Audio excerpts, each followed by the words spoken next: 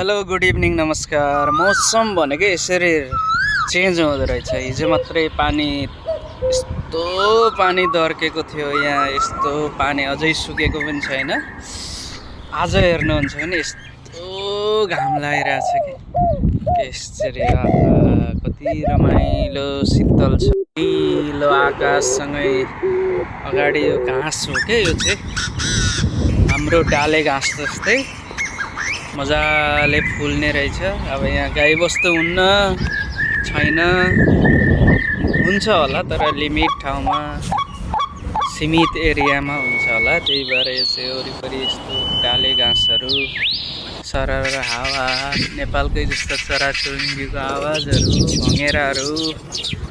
हाम्रोतिर चाहिँ सारौ भन्छ, यहाँ पोलमा छन्। रमाइलो छ। तपाईँहरूलाई कस्तो लाग्यो?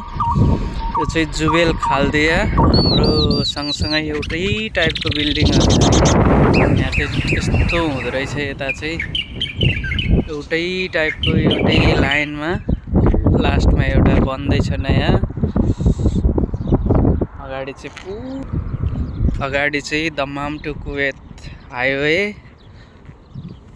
पुरा सेतो देख्न सक्नु, नुनहरू जमेको छ। निलो आकाश, आहा कति रमाइलो दृश्य छ। कस्तो लाग्यो तपाईँहरूलाई कमेन्ट गर्नु होला।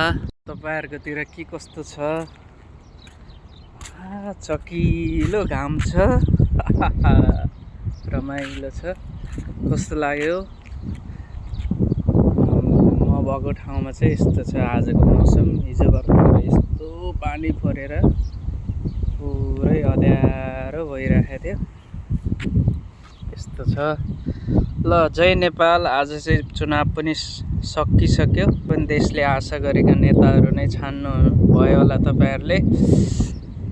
हामी परदेशबाट भनेको चाहिँ सबैले त्यही त नि, इन्टरनेटको जमाना, फेसबुक, टिकटक, यस्तै न्युजहरू हेर्ने, अपडेटहरू हेर्ने, त्यही छ समय मिलेसम्म।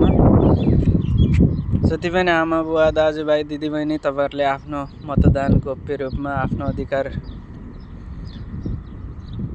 सदुपयोग गर्नुभयो। सबैले धेरै धन्यवाद। हामी विदेशमै बसेर भए पनि अपडेटहरू हेर्न सुन्न पाइराखेको छौँ। धन्यवाद तपाईँहरूलाई।